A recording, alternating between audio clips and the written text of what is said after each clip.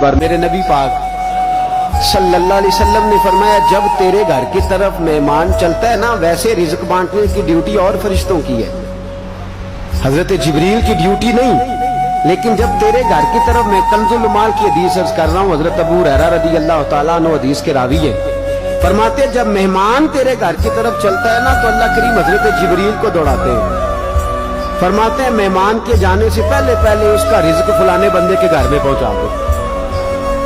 जाते नहीं, जाने से पहले रिज़्क पहुंचा दे।